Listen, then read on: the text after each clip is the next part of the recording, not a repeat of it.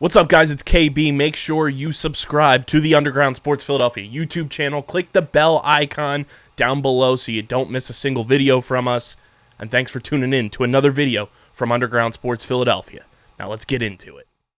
Philadelphia, baby, you're going to love it. Best sports fans in the world. Actually, the worst, but that's what makes them the best.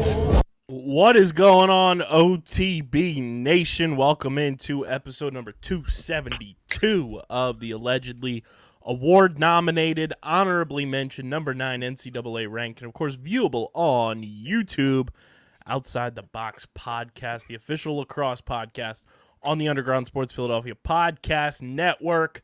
It's KB and Deej coming at you. We got the final week of the NLL regular season on deck, with one final postseason spot left up for grabs. Got a lot to dive into to break down who's in, who's out. We have our location for the 2023 PLL All-Star Game. We're going to get into Carc's big boards. Obviously, the PLL draft is about 2 weeks away, May 9th. Make sure you tune in to our live stream. We're working on some big stuff for the live stream that you won't want to miss. So we're going to dive into that. I'm going to get DJ's thoughts on some of these players because obviously I do my highlight big board. DJ does his critical analysis big board like we always do. And then whatever else comes to mind as we keep this episode flowing. But before we get started, make sure you guys are following us at OTBLaxPod, Twitter, Instagram. Follow Deej on Twitter at SCS_NextGreat. Follow me at KBIZZL311. Subscribe to the podcast feed on Apple, Spotify, or wherever you get your podcasts. Leave a 5-star rating and review. It goes a long way for helping even more people find Outside the Box and Underground Sports Philadelphia. And we want to just keep pushing this thing to the moon. So go subscribe, leave a 5-star review, and subscribe to the Underground Sports Philadelphia YouTube channel, youtube.com/@UndergroundSportsPhiladelphia. It's where you get full video episodes of this show and every show on our network. You get interviews, live streams, clips, shorts, all on our YouTube channel. As of this recording, we're at 448 subscribers, trying to get to 500 by the end of the month. Let's see if we can do it. We need a big push. I think we can rely on OTB Nation to come through, and obviously we're on that road to 1,000 subscribers as well. So go subscribe, smash that like button, ring the bell icon so that way you don't miss out on any of the content coming to the channel. And make sure you guys go get your merch from PHI Apparel Company, the exclusive merch partners of our podcast network. They're the best in the game, and they are fully behind us in helping take this thing to the next level. And PHI Apparel Company provides unique designs and high-quality clothing for the great fans of the Outside the Box podcast. We're working on bringing back some classic merch designs for the spring and summer, so stay tuned for that. And with their original designs for all, there's no doubt you'll stand out in the crowd. Might have a MVP candidate rocking some of our merch pretty soon, Deej. Yeah, I heard. The order went out. Waiting for it to get to said MVP candidate. Actually, let's check that right now. I have the tracking up right now. It's just got its arrival scan, so it should be on its way. Hopefully, got to our boy in time. Very excited to see him rocking the merch. But you guys can also rock Outside the Box podcast merch. You go to phiapparel.co, use code underground, and you get 10% off any and all merch orders. Make sure you use that code, though, so that they know you're coming from us. phiapparel.co, code underground for 10% off your merch orders. Coach Deej, talk to the people. What's popping, my brother? No, your boy's got his second dub ever. I was telling you pre-pod, I've got a blowout win. I've got a close win now, winning 10-8. It was a fantastic game. 1-1 after one. Super tight. 4-3 at half. Mind you, the worst half of lacrosse I've ever seen this team play. Even dating back to last year where this team didn't win a game. Worst half of lacrosse I've ever seen them play. So bad. We were up 4-3. Very, very solid third quarter. Up 9-6 after 3.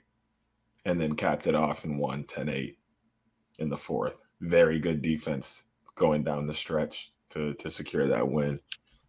My goalie, Colton, who I talked about a number of times on here last year, is a completely different kid now. I mean, 10 saves, maybe more today. And he's had multiple double-digit save games this year. Like, kid is a stud. We got to work on his clear and then staying calm, but he can make saves now. And he did a phenomenal job. He was helping clear today. We're getting him into clearing and being comfortable handling the ball. He did that pretty well today. I think he only turned it over once in the clear. He was pretty patient, found the right guy and just moved it. And I was like, we are this close, fellas. We're this close. So I like where we're going. We're headed in a good direction. We got a solid practice tomorrow. Well, today, as all of you are listening. And then we play tomorrow and hoping to do something that hasn't been done in a while again and win 2 games in 1 week. So love to see it. Shout out to the boys. And as you said, we're this close to the end of the regular season, DJ. The NLL Week 21 recap. Week 21 was one for the books. Lots of stuff happened. This is how it all transpired. Calgary squeaks by Panther City 13-12 in both of those teams' final games of the regular season. Halifax puts a whooping on New York 15-6. Rochester stops Georgia right in their tracks. They clinch a playoff spot, and with that win, eliminate the Philadelphia Wings from postseason contention. They beat Georgia 12-10 in those sweet blackout uniforms. Buffalo holds on to beat Toronto 11-10. Saskatchewan in overtime pulls the upset on my Colorado Mammoth 12-11. San Diego absolutely trounces Las Vegas 14-4. And in overtime, the Philadelphia Wings play for pride and win 10-9 against Albany. This is what the standings and postseason picture look like going into the final week of the regular season. The Buffalo Bandits at 13-4 can lock up that number 1 seed overall in the entire playoffs this weekend. Toronto at 13-5. They are, c'est la vie, done for the season until the playoffs, obviously. Rochester sits at 10-7. They are in the postseason. Halifax is at 9-8. Georgia's at 8-9. Those two teams play each other this weekend in Georgia for a shot at the playoffs. One of those two teams is making the playoffs, and one of those two teams is eliminated from postseason contention following their game this coming weekend. The Wings, eliminated from playoff contention due to tiebreakers, sit at 8-9, but can finish the season at 500 if they win this weekend against Rochester. Riptide 4-13, Albany 3-14. Then in the West, San Diego plays this weekend. They're 13-4. Calgary is 13-5. They're locked in at the 2 seed due to the tiebreaker that San Diego has over them. Panther City's at 10-8. They are waiting to see what happens in the Mammoth and San Diego game, because I believe if the Mammoth win, they jump to the 3 seed. If the Mammoth lose, they stay in the 4 seed and are your wild card and taking on San Diego in the first round. Saskatchewan 7-10, eliminated from postseason contention, obviously. Desert Dogs 5-12, Warriors 4-13. What stood out, Deej? Week 21, a lot happened. Rochester ends that vaunted Georgia Swarm win streak. Wings eliminated from the playoffs. Buffalo holds on, can clinch the number 1 overall seed, as can San Diego. And then we have a wild card weekend with 1 game for a win and in going into week 22.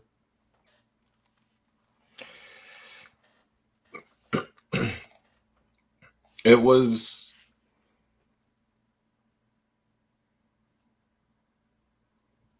one of those weeks where you could tell people were shaping up for the playoffs. Like, there are teams who like weren't in, so they're like, we have nothing else to play for other than to possibly spoil your playoff, your playoff hopes, or to mess up your playoff crew. So it's like you could feel kind of that sense of either we're getting ready for the playoffs or we're kind of just out here because we have to be, kind of thing. So it's like I don't really like this part of seasons because it's like a lot of people start sitting, they play less, they do certain things just because the playoffs are around the corner. And that's kind of just what I got out of every game across the board, which wasn't completely true because there were a couple games that like had some meaning. So there were people like going pretty hard, but you could still kind of tell like There was definitely like half of the games last week that it was like, okay, like playoff intensity zeros. Calgary, Panther City. It yep. was Georgia, Rochester, Buffalo, Toronto, which is anytime those two teams play, and then Colorado, Saskatchewan Saskatchewan was like, we're playing spoiler. And then even though they were eliminated, Wings and Albany still played each other tough and went to overtime. And good to see the Wings just stay resilient and get a win and have a shot at finishing at 500 going into this weekend. Rochester clinches their first postseason berth in this iteration of Rochester Nighthawks history. So we got a few first-time postseason appearances between Panther City and now this new Rochester Nighthawks squad coming in. So some new blood in the postseason. Good. Yeah, I think that's good. That's what the sport needs. What the league needs. That's how it's going to continue to grow, is to see that it's a very even-keeled league. I think that's what fans are starting to be more drawn to, is a league where you have to watch your favorite team every night because you don't know if they're going to win. In a lot of other sports, you can pass off. Oh, football is like another sport where it's like watched every week, not because your team could lose, but that's just what they do. But like basketball, baseball, hockey, soccer, there's games where fans don't watch just because they're like, oh, we're going to beat this team. It's not, I can do other things, or, it isn't a huge deal. And there are so many games.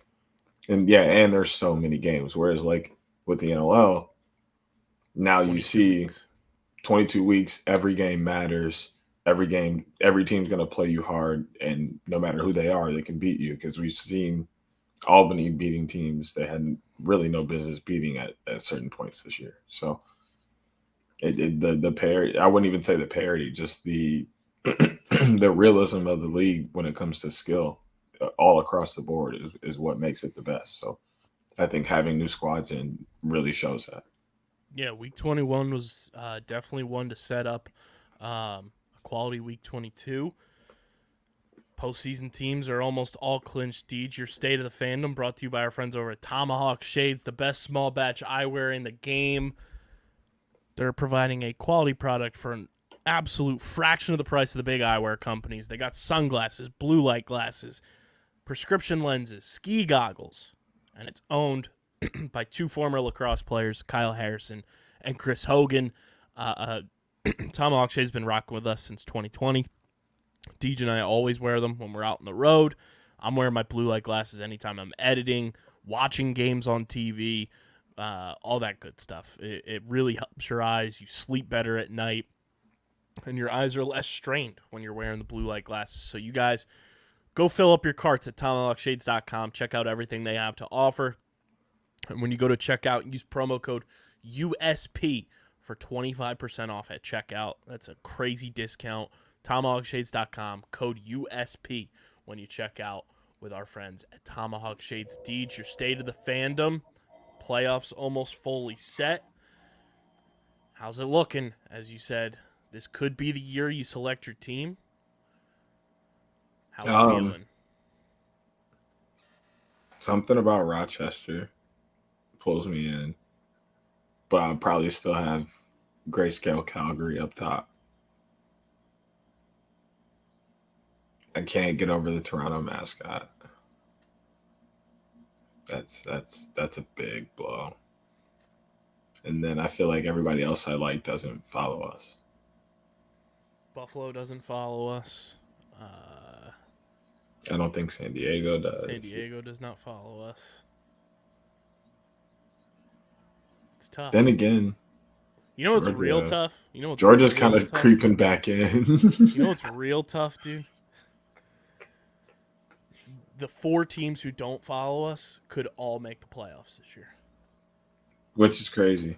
Which means we actively have to root against 4 teams.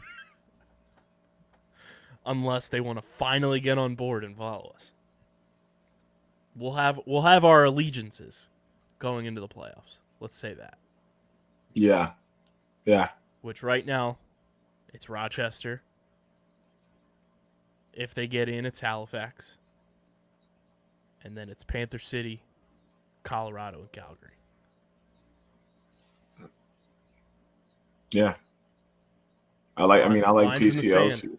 I like PCLC too. So yeah.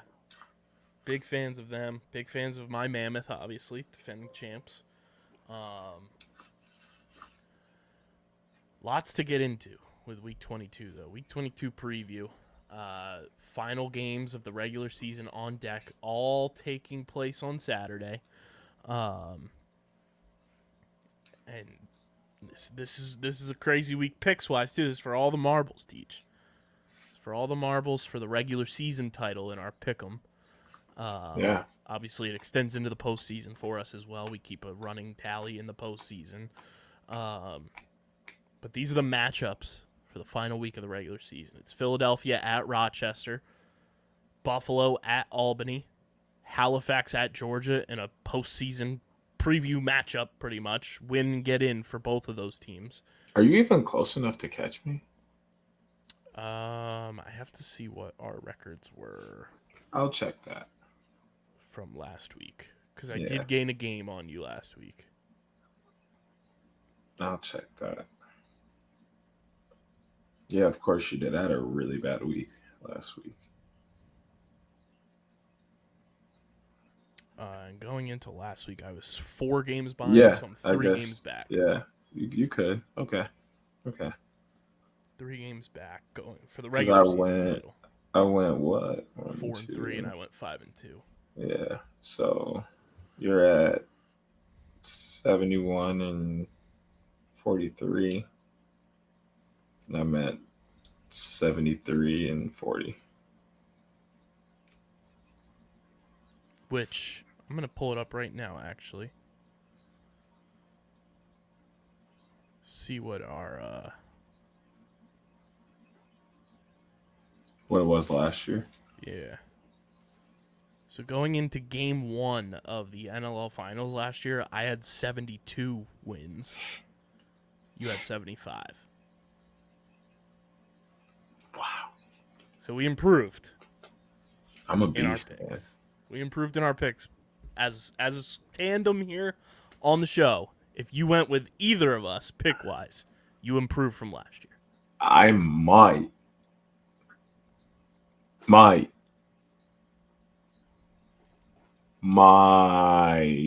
Because you finished with 76 wins last year, because Colorado won 2 and Buffalo won 1, and we kind of just picked sides on that. So you went 76 and 55 last year. I went 74 and 57. I might break my law on betting and only bet NLL because I am just we're dogs, beast. Bro. We're studs. I am just a beast. We're studs with our picks. It's crazy. The fact that we are going to have back-to-back 70-plus win seasons on our hands is insane. Yeah. We just know how to pick them, you know what I'm saying? Mm-hmm. What can I say? The other matchups, like we mentioned, Halifax and Georgia, that's a playoff game. Win and get in. Colorado at San Diego for seeding for the Mammoth. New York at Vancouver, which is somehow the unflexible game of the week at 10 o'clock Eastern time between 2, 4, and 13 teams. And then Saskatchewan at Las Vegas in the nightcap at 10:30 Eastern time. I mean, there's 3 games that are worth watching this weekend, in my opinion. Unless you're a fan of any of these teams and you want to watch your team for one last time. Or just a fan of lacrosse and just want to watch them all. 3 games that are definitely worth like sitting down, watching, and enjoying. Rochester, Philly, because I think we can say that's a rivalry, Deej. Yes. That's a vaunted rivalry already. Halifax, Georgia is our game of the week. That's our game of the week. Yes. And then Colorado, San Diego. That's a rivalry as well, and that's for seeding. We'll see what happens there. But those are the 3 games. If you want to watch games this weekend, it's those 3, in my opinion. Yep. Absolutely. I mean, I don't want to say those are the 3 that matter, but like they have implication moving into next week. So those are 3 of the 4 that matter, because Buffalo game matters for number 1 overall seed for home field advantage, depending on if them and San Diego are the 2 teams in the finals. Yeah. But should we do? Are you home Saturday night? Yeah. Do we do an OTB cast for Halifax, Georgia? Listen.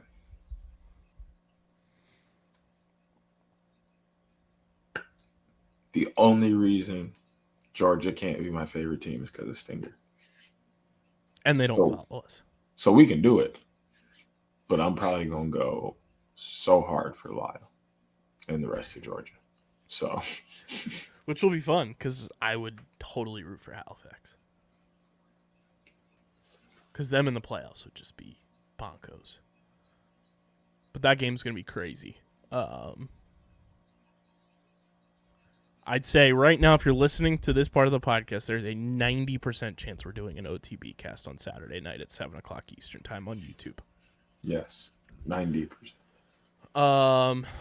But yeah, those are the matchups that stand out to us. Obviously, I think it's crazy that TSN, for all the Canadian viewers, can't flex the game of the week to Halifax and Georgia from New York and Vancouver. Like, that makes 0 sense to me. I hope going into next season that's something that gets fixed with the TSN scheduling, is like leaving room and windows open for flexing the schedule there, because to have 2 4-13 eliminated postseason teams being your game of the week, sure, Jeff T, great, but like that's just dumb. There's no need for that. Well, the only thing I can think is Jeff T hasn't been viewable to them all year.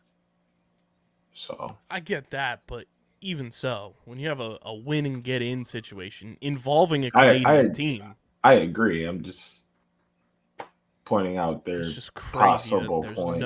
There's no flex like option whatsoever. It's kind of dumb.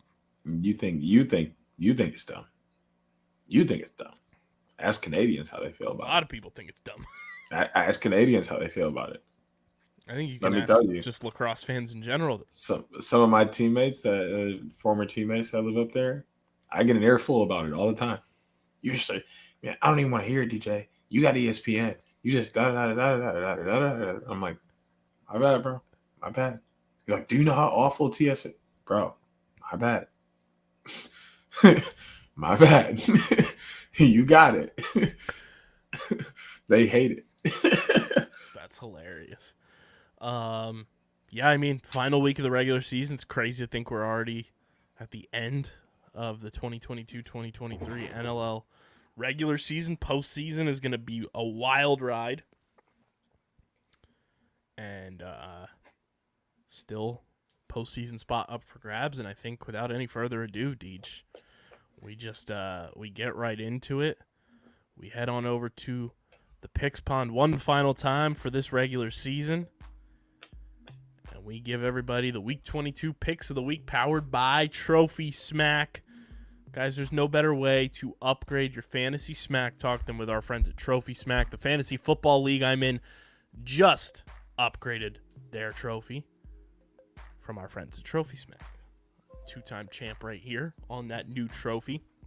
You can do the same with trophies, belts, rings, metal wall art, last place trophies. They do all the engravings and stuff for you. It's a phenomenal way to make your fantasy leagues that much better and step up your fantasy smack talk. You guys can go to trophysmack.com/underground. Link is in the description on YouTube and in the show notes on audio to upgrade your fantasy smack talk today. Use that link, trophysmack.com/underground, to upgrade your fantasy smack talk. Deej, we kick things off in Rochester. Philadelphia Wings, the Rochester Nighthawks. Wings have won both matchups this season so far. Looking to take 3 straight, finish at 500. Rochester firmly entrenched in the playoffs. They are locked into that 3 seed in the East. How do you see this one playing out?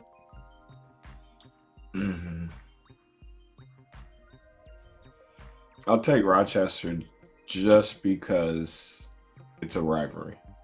I don't think, one, it's hard to beat a team 3 times in a season, but also I don't think they're going to sit anybody or anything like that because of how these 2 teams feel about each other. I'm going to go with the Wings on principle. Want to see them finish at 500, finish strong, going into what is going to be a very interesting offseason for the Wings, for sure. And with Rochester being locked into their playoff spot with no movement possible, it wouldn't shock me if guys don't play as much as they typically do, or second half rolls around and you roll in some different guys to keep guys fresh for the playoffs and reduce that risk of injury. So I'm going to go with the Wings to get that final dub of 2023. I think we're both in agreement for the next game. Buffalo handles business in Albany. Yes, no question. No question. So that takes us to the next game, which is the postseason preview. Win and get in for both the Halifax Thunderbirds and the Georgia Swarm. One of these teams is punching the final ticket to the postseason. The other team is going home. Deej, it's Lyle versus Randy Stotts. Jake Withers versus Jeremy Thompson at the stripe.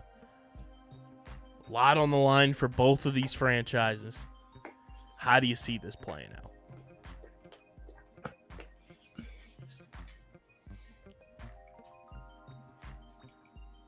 Gut feeling says Georgia. I cannot tell you why. Other than they've been playing really good. Brett Dobson's been playing good. And I think that loss that they had last week, they feel upset about it because that was the one that they felt they should have had to just lock in the playoff and be smooth. But they gave it up, and now they have to make up for it. They don't like that position necessarily, so they're going to come out and play like it. And other than that, there's a gut feeling that just says Georgia. Based on what I have to do to catch up in picks and just how I feel about this game, I'm going T-Birds. Give me Halifax. Halifax gets in and makes TSN have some eggy on their face by not flexing this game. We move to the nightcaps, Deej. 10 o'clock Eastern time in San Diego. Colorado, San Diego. Seals looking for the number 1 overall seed. Colorado could bump up to the 3 seed in the West with a win, or they stay in the wild card, and we'll get this matchup again next week to kick off the playoffs. How do you see Colorado and San Diego playing out?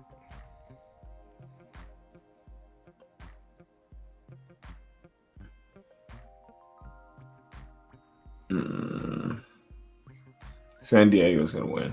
They gotta try and lock in the number 1 overall. I think that really matters to them in terms of having home field advantage for an eventual NLL finals, which they are very much a contender for. And in their eyes, that's what they're 100% going for. I'm trying to, what's the word? I don't want to say failure if they don't get there, but that's kind of where they're on the track. Remember, there's no failure in sports, according to Giannis.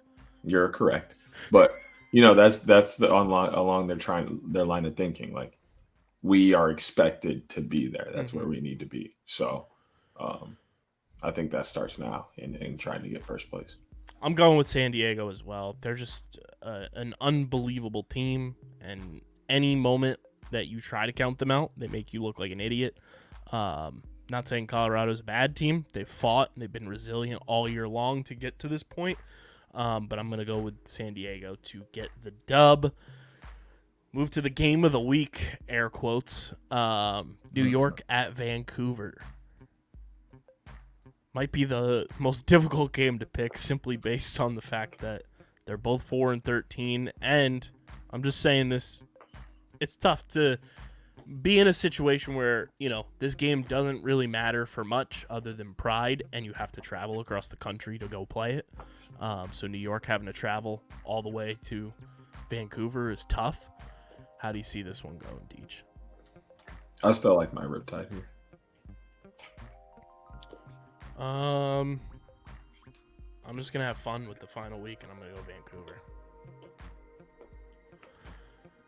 They're at home. They've kind of been playing pretty solid down the stretch too. Even though the results aren't there, they've been playing fundamentally pretty solid, and I'll give the tip of the cap to the home floor advantage. Final game of the regular season, 10:30 Eastern Time in Las Vegas. Saskatchewan versus Las Vegas. The final game of the regular season. Deej, who's taking it home in Sin City? Saskatoon. No question. I think the Rush can wrap this one up pretty easily and try and slide into the playoffs. I think that's their plan. Well, they're eliminated. Okay, never mind. I thought so. But it's just a nice way to end the season for them and then continue to build because they had some pretty solid wins down the stretch. Just lost too many early and didn't have enough. So I think the ending the season on a good note is something important to them right now. Las Vegas just hasn't been able to score over the last month and a half. When you think they can put together one of those games like they have earlier in the year, they just haven't been able to. Their offense has kind of disappeared, so I'm going to go with Saskatchewan as well to get the win. So there are our picks, precisely and kind of unintentionally, really, a perfect split of a potential tie in the regular season picks, Deej. I've got Philly. You've got Rochester. We both got Buffalo. I've got Halifax. You've got Georgia. We both got San Diego. I'm taking Vancouver. You've got New York. And we've both got Saskatchewan.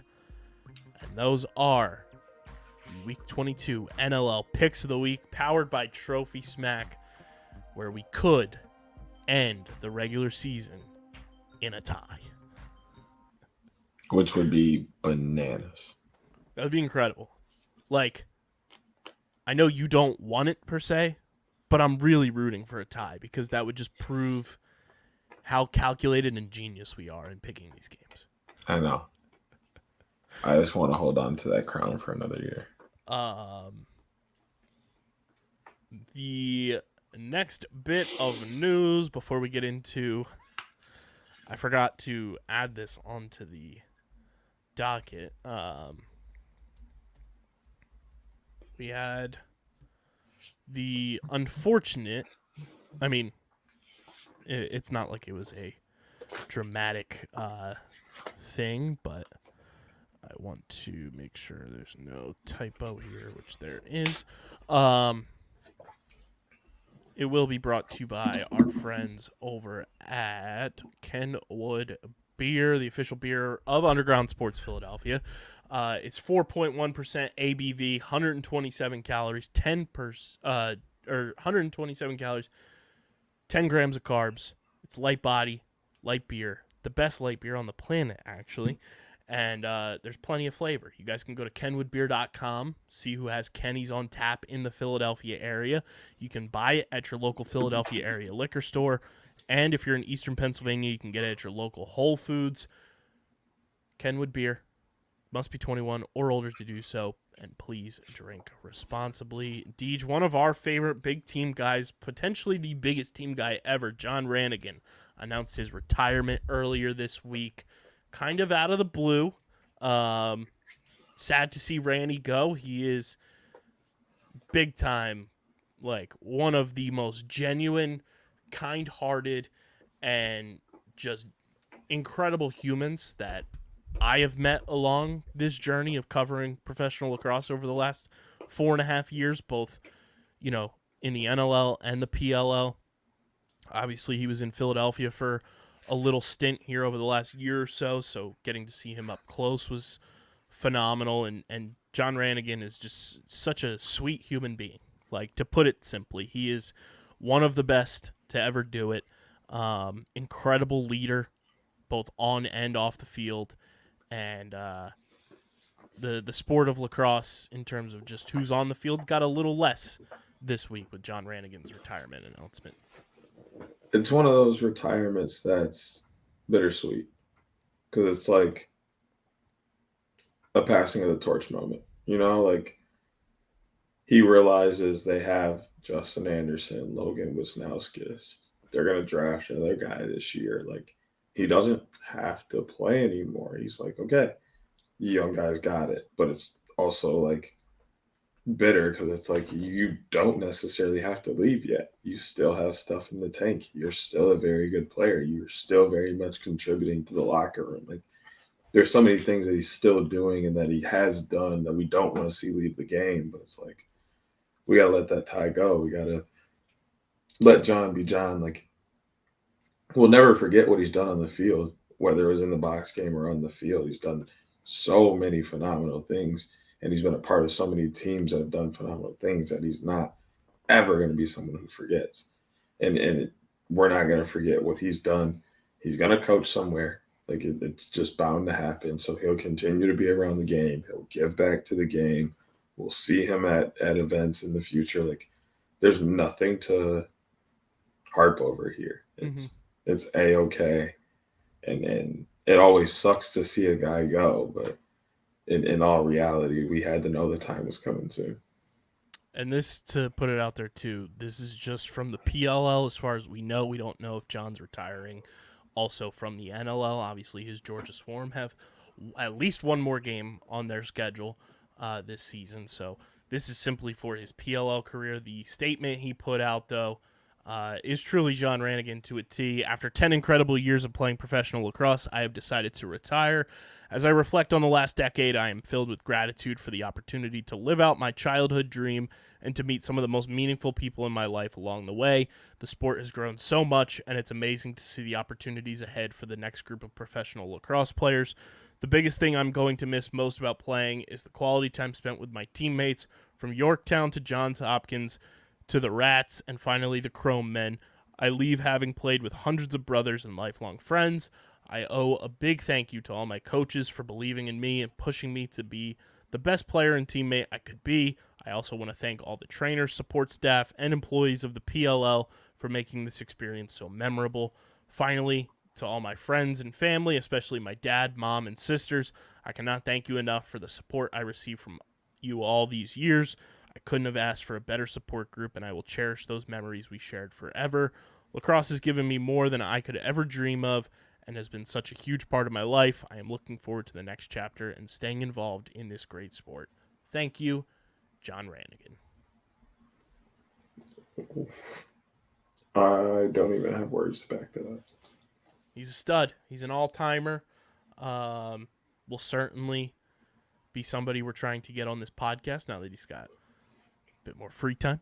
But congrats to John Ranagan, like ultimate team guy, and every single person you ask says he gives the best post-game hugs as well. So, number one hugger in pro lacrosse history, ? But shout out to Ranny, and congratulations, brother, on one hell of a career.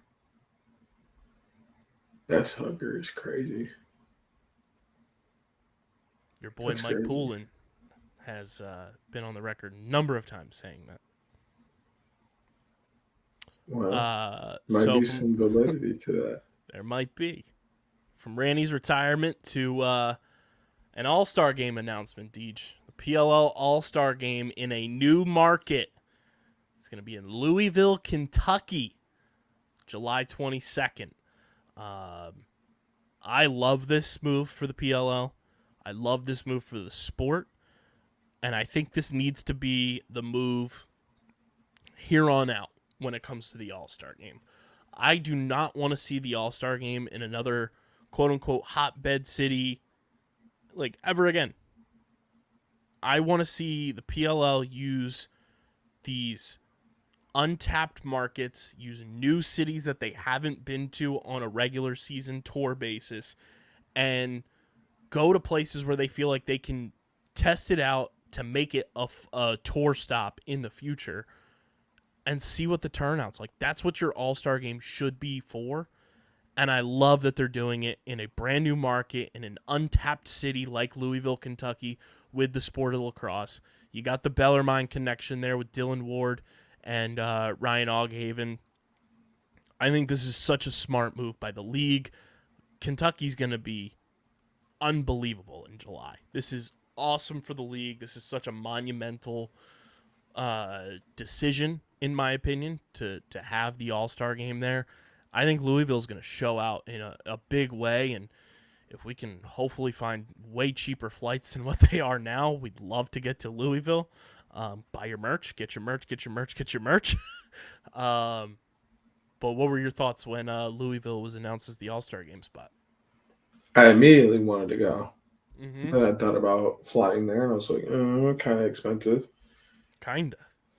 And I don't know about driving there because I don't really want to drive that far. So, as bad as I want to go. Wow. As bad as I want to go, I'm not going to. But I like that it's on Saturday. Yeah. I do love that it's on a Saturday. They're listening to us. Proves that the league listens to the pod. There's some growth now that can happen. But I think Louisville's a great place for it. The game is starting to grow in Kentucky a little bit. Louisville's definitely a place where they're playing some high school ball, some club ball, and they're really starting to work the sticks down there. So I think it kind of brings lacrosse a little more central to the country, going to Louisville, Kentucky. So I think this is really a ploy to kind of help grow the game a little bit. And it's just one of those cities that, like, this is the type of stuff we want to continue to see from the PLL, is go to these untapped markets, go to these places you haven't been before, and just try it. See how the city reacts to the sport coming to, this city. Like, we would love in the future, like, the All-Star game to be in, like, Nashville. Have it be in, like a Houston or an Austin, Texas. Have it be in Arizona. Have it be in Orlando. Like, these other markets that are kind of untapped but have the foundation there for it to be a successful weekend. This is a step in the right direction for how the PLL should be approaching the All-Star game, and I'm a big fan of Kentucky being kind of the first spot for this new wave of PLL All-Star game kind of introduction, and this gives me hope for good All-Star game jerseys. Gives me hope. Yeah, what do you think? I don't know.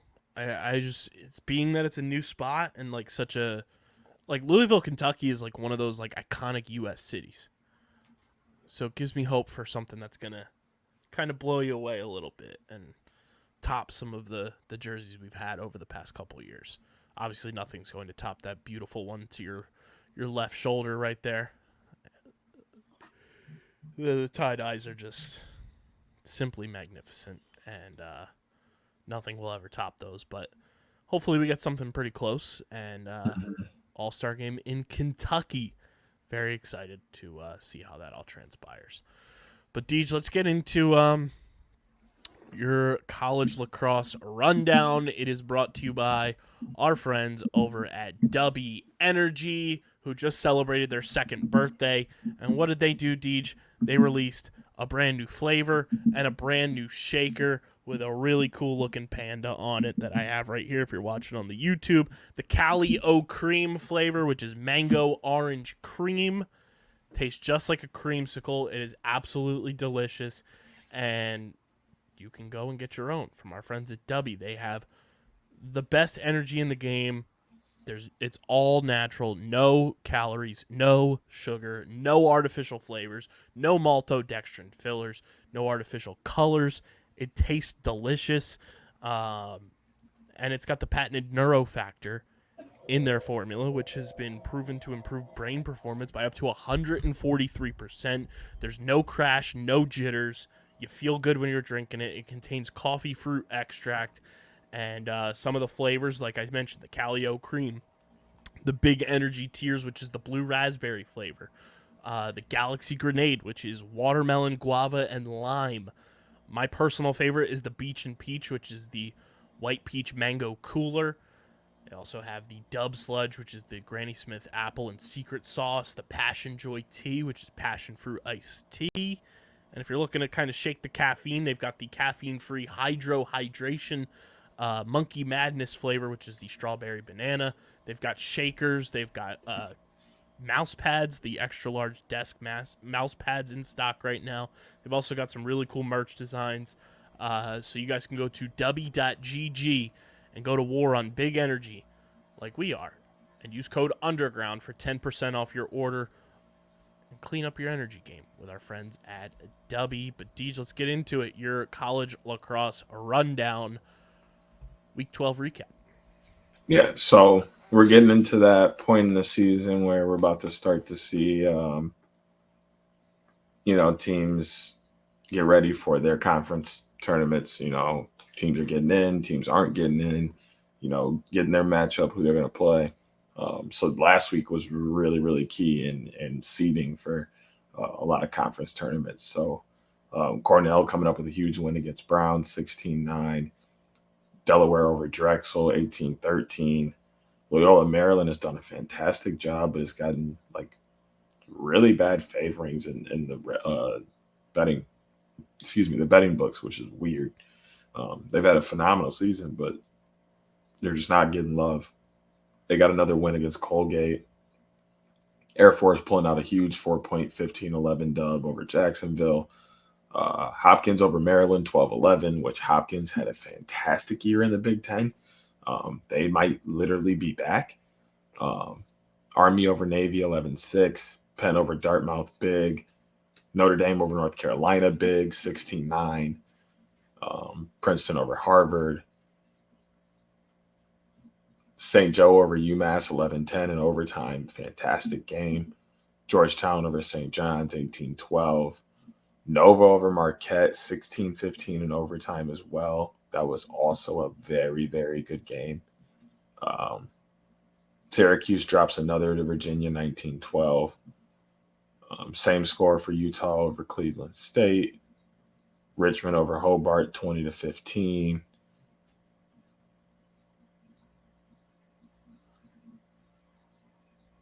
Towson over Monmouth 15-11. High Point picked up a dub over St. Bonaventure as well. I almost forgot. Friday night, I started with Saturday for whatever reason. Friday night, Denver picked up a big win, 13-6 over Providence. Yale over Albany, 14-6. Basically the same score for Penn State over Rutgers, 14-5. Penn State gets a share with John Hopkins for the Big Ten title. And Michigan over Ohio State, 19-14, which made me happy. And those two will play again on Saturday for first round of the Big Ten tournament. So at UM Lacrosse Stadium, I thought about going, but I probably won't make it. Game starts at 3, and I'm coaching at noon all the way in Grand Rapids, which is quite a ways from Ann Arbor. So, sorry. Albany going 2-0 in the weekend, by the way. Beating Merrimack 13-11 on Sunday. Virginia picking up a huge dub, 20-11 over Lafayette. Xander Dixon with maybe the best shot of the season. Did you see it? No. Oh, I'll find it and send it to you on Twitter. It was crazy. And that was for his 50th goal of the season, which only him and Kirst have 50 goals this year. So he's out doing his thing. Penn over Albany, 14-11. And that leads us to Friday of this upcoming week. Boston gets Army. Hobart and UMass, Navy and Bucknell, Nova and Georgetown are going at it. Denver and Marquette, Loyola and Lehigh. Those are the big ones. There's a few others going on, but that's what you really want to be looking out for. Friday, Saturday, Mercer and Lindenwood would actually be a very good game. Jacksonville, Bellarmine will be a great game as well. I mean, can we ever overlook Syracuse Duke? No. The Ivy League tournament will be interesting, considering everybody's been fairly even there. So all of those matchups are very good matchups across the board. St. Joe, High Point will be fun as well. St. Bonnie's in Richmond, Delaware and Townsend. Obviously, Michigan and Ohio State. Notre Dame and Virginia are playing on Sunday. That's worth a look as well. Obviously, that I will be watching that. I will be finding time for that.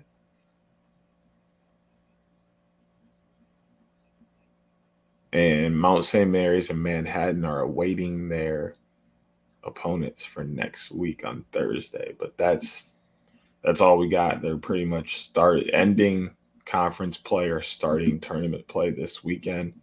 So be on the lookout for all of that stuff because it will be fun. A lot will be going on, and the games all mean something. So there it is, the rundown for Week 12 in the college game. Not much else to get into. A quick and easy one. Actually, in the middle of this episode, you might see. We can hit the big boards real quick. Oh, right. Carc's big boards. Duh, I knew we were forgetting something. You still might, if you've gotten this far, in the middle of this episode, might see a Drake Porter 2 review. We'll let you know. You'll know. If you see it, you see it. If you don't, you don't. But Deej, we've got Carc's big boards that we kind of sifted through a little bit, but we've got kind of the position by position ones broken down as well. This is Carc's two-way MIDI big board right here. Currently looks like this. Number 1, Brian Tevlin from Notre Dame, the University of Notre Dame. Quinn is it McCahan? From Notre Dame as well. Quinn McCahan. Yeah. Jeff Connor from Virginia, and then Garrett Ledman from Duke. Those are the 4 on his two-way MIDI board. What were the first 3 again? I was listening, but I wasn't. You see how he treats me, guys. It's Brian Tevlin, Quinn McCahan, Jeff Connor, and Garrett Ledman. Okay, I like that list. Wildly, I like Ledman the most personally. That's who I would pull out of the group. He's a guy who came in supposed to be a demon, OMID guy. I thought you were about to say he was supposed to be a demon. No, supposed to be an demon OMID time. Supposed to be an OMID guy at Duke. Turns into a D-mid. Is a stud at D-mid. Plays it for 3 years. And now he's an O-mid at Duke, and they occasionally let him go two-way because he's still got the skills. So it's no question. In the PLL with the shortened field, you can leave him out there. He can play a solid round of D and then take it down and rip. I don't see a question. I don't see a question about it. Here is Carc's big board for defense. Number 1, Gavin Adler. Number 2, Will Bowen. Number 3, Owen Grant. Number 4, Brett Maker. Number 5, Alex Mazzone. Number 6, Chris Fake. Number 7, Troy Hettinger. Number 8, Cade Sawstad. Number 9, John Geppert. And number 10, Ethan Rawl.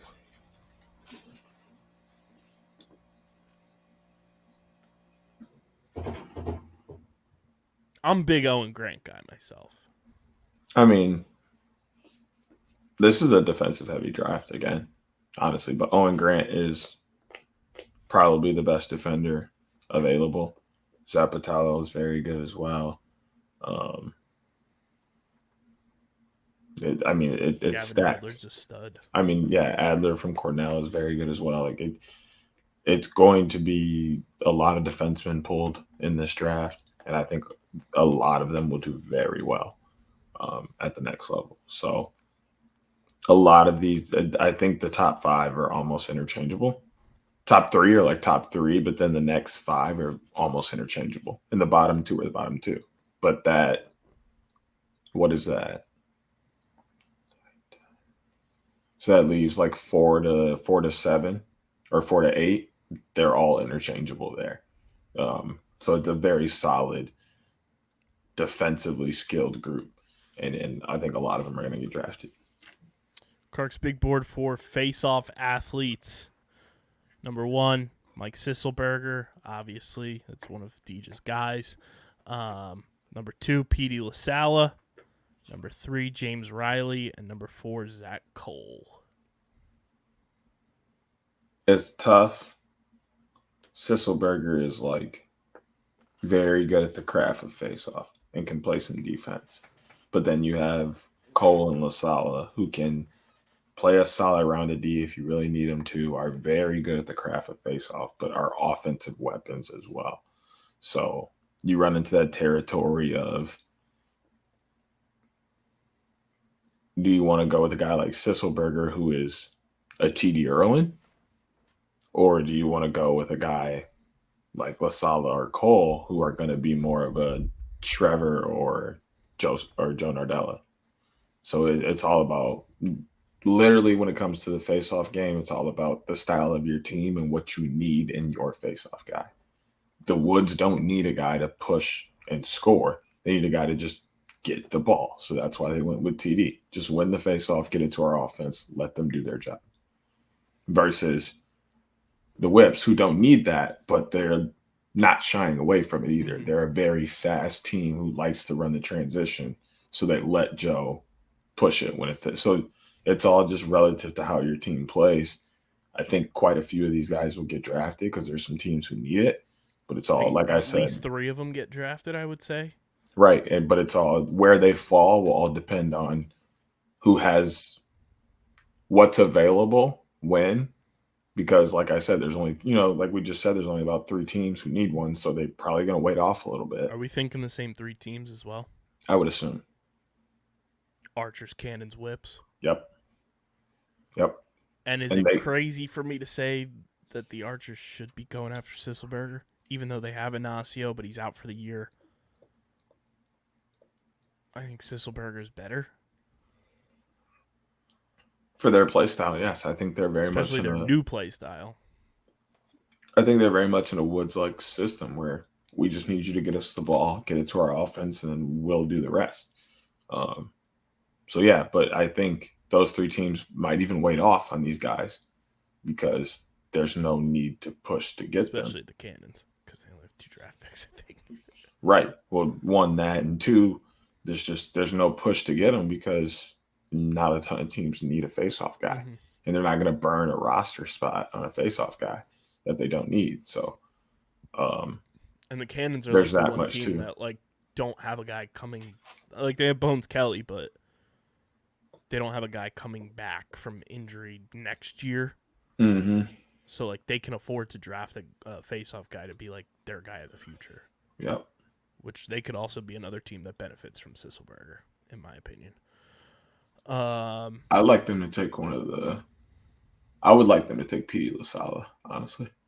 I think the way he would fit with their attack line and his offensive ability would be very similar to the Whipsnakes.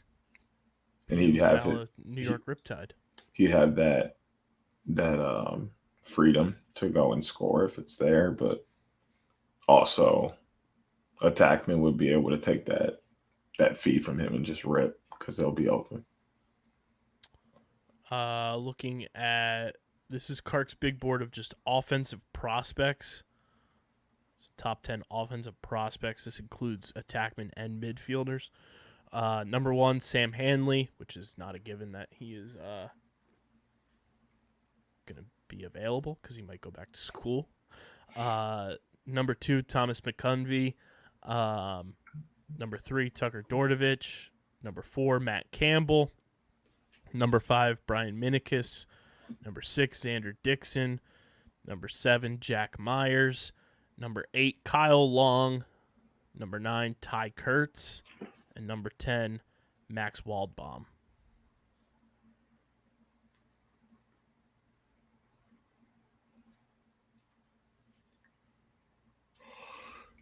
It's hard to argue with this list because there's a lot of 4-year guys who you don't know if they're going to go back or not. And that's kind of the holdup on putting guys on these kind of lists because you don't really know yet. But I mean, who he has on the list is very solid. Even if, like Sam Hanley, for example, we don't really know what he's going to do, but he's too good to not have him on the list. Mm-hmm. You know, but then you're looking at everybody behind him. Very good players, all very savvy with their sticks, know how to shoot. Definitely draw attention, heavy attention, and can move to teammates when they're open, and really set up teammates. Have more joy. I really notice with the players on this list, they have more joy in setting up their teammates than they do when they score themselves, which I think is a huge quality of an offensive player. You should want to set up your teammates just as much as you want to score. I get a little upset at one of my attackmen because he doesn't dodge to score. He never really attacks. He doesn't shoot much. I'm like, why does he never want to shoot? And then I saw it today. He got his 4th assist of the game, and he ran over like toward the top of the box. He just was like, "That's 4. That's 4 assists." And he like pointed right at me. I was like, "And that was you," because like I didn't even know what else to say. Because like, you know, I was like, "That's what happens when you dodge hard. Dodge hard, moved it once, goal." Like, you know, and I can't even be upset anymore that he's so happy to feed his teammates. Like, you should be that happy when you set your teammates up, and that's how these guys are. And that's a skill that will translate over to the PLL, and I'm sure that's something every coach looks for at that level. Also, we put a tweet out last week asking a bunch of people, which the homie, friend of the program, big time, Coach Andy Towers, liked the tweet. Maybe he's using OTB to do some draft scouting to see which college players you guys wanted us to potentially try and get on the show leading into the draft. Overwhelming, Deej, Thomas McCunvey. Number of responses for Thomas to come on the show. So here's our public call out to Thomas McCunvey. Come on the podcast, brother. You're wanted. The people want to hear from you.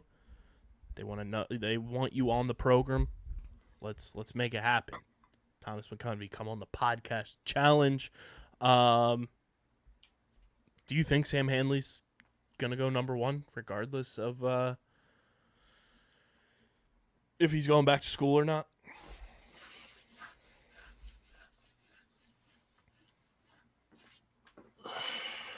I mean, if there was ever a year that Atlas could afford to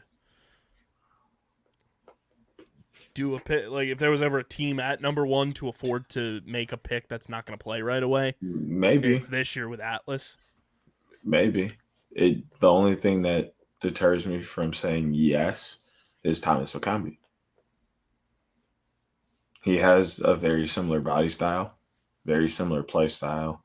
He can dodge very hard. He can shoot it. He can move it. He draws attention. Like, the only difference is Sam Hanley has a few inches and pounds on him. So this is the draft order too for everybody who may have missed this this past week.